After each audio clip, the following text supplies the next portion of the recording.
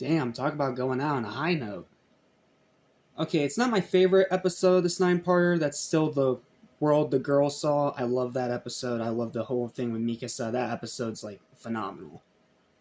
This is a close second, and it's a great episode to end this 9-parter on. After kind of struggling a little bit in parts 6 and 7, and then coming back to greatness in 8.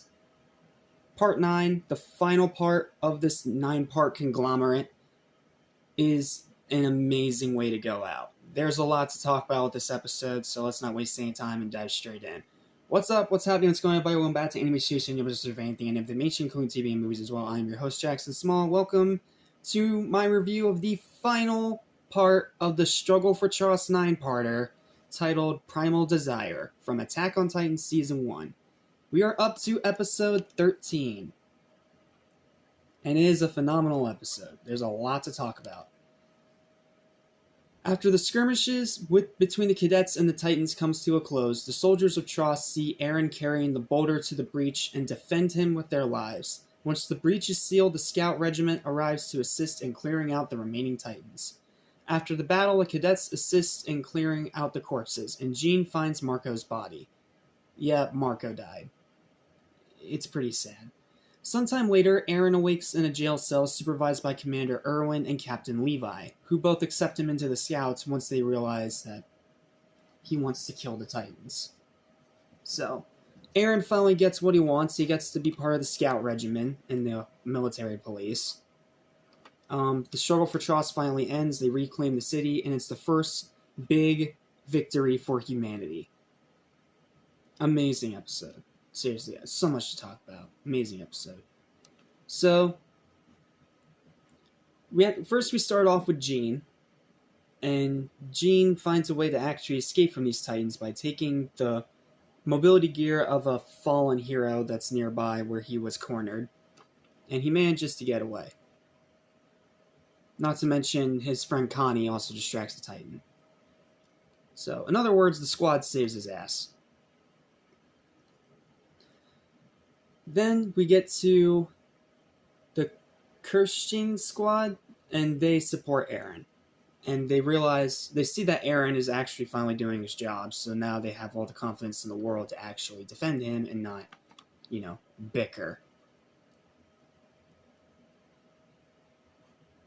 Then you have Rico, and a good bit of her squad dies, and she says that they did not die in vain for once.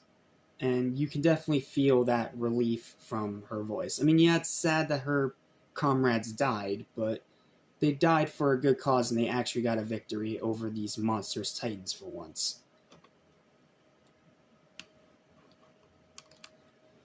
Then after that, we get to the best scene in the entire episode and one of the coolest scenes, I'd say, in the entirety of the first season. And that is the scene where Eren, in Titan form, is carrying the boulder through the city. Now, on paper, that doesn't sound amazing, right? It's a big, strong guy carrying a big, strong rock through a city. Like, it sounds like Superman Returns, right? But the way that they execute it here is incredible. From the animation, to the angles, to the music, to the dialogue, and just seeing that Eren, even in Titan form, is struggling to carry this rock, but he continues to press onward through pure determination. Like, it is incredible what they did with this scene. I seriously cannot explain the scene well enough to do it justice. You gotta go check it out for yourself. It is such a phenomenal scene. And I'd probably say one of my new favorite scenes in all of anime. Yes, right up there with the classic beam clash from Dragon Ball Z. It's that damn good. And then after he manages to carry it over, the boulder over in Titan form, and puts it in the hole, he starts to, well, obviously he can't have any more, he doesn't have any more strength, so Mikasa and Armin pull Eren out of the Titan as the Titan starts to disintegrate again. And then a bunch of other Titans are coming right behind them, and it looks like they're about to die. And that's when Captain Levi shows up and kills them with ease. Yeah, if you can't tell, Captain Levi's kind of a badass. But very, very cool scene. And then we get to see the aftermath of the battle, and it has some pretty gruesome imagery, to say the least. I already talked about Jean finding Marco's body. That in itself is pretty heart-wrenching, and his corpse is... woof, he died brutally, is what I'm saying. And then there's another scene with some other soldiers finding a giant wad of dead human corpses that the Titans spit out because their appetite was satisfied. Yeah, there's some gruesome scenes in this episode, but it's very well handled, and it's all for story purposes. Let me see if I can... okay, I had to describe this whole scene with Jean and Marco's corpse because it is a hard-hitting scene that does well to progress Jean's character development. Having to deal with the aftermath of the battle, Jean is then seen going through the corpses. Much to his shock, he then witnesses a corpse of Marco. Unable to believe this, he questions what happened. However, he's then approached by a combat medic who asks Jean for the deceased's name. After hearing that they are still collecting corpses in order to avoid an epidemic breaking out, and knowing the names is helpful, Jean tells her Marco's name and his position as a soldier.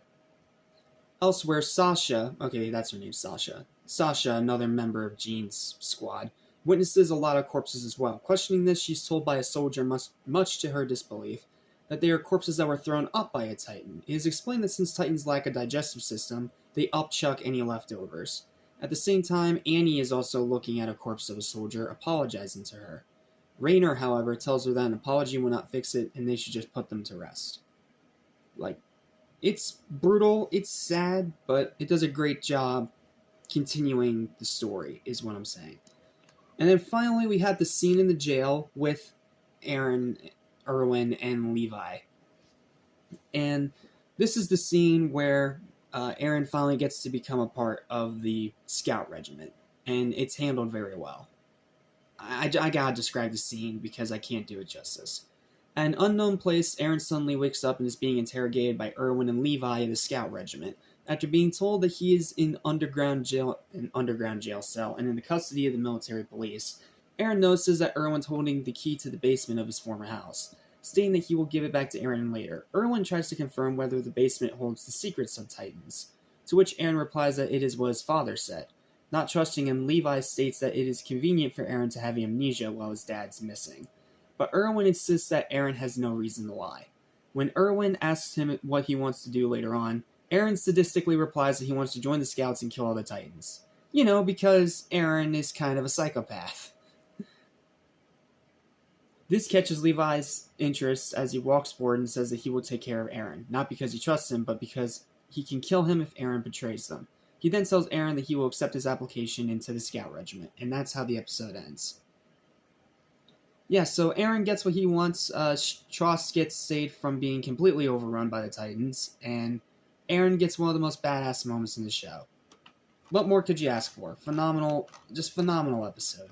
My final thoughts are such.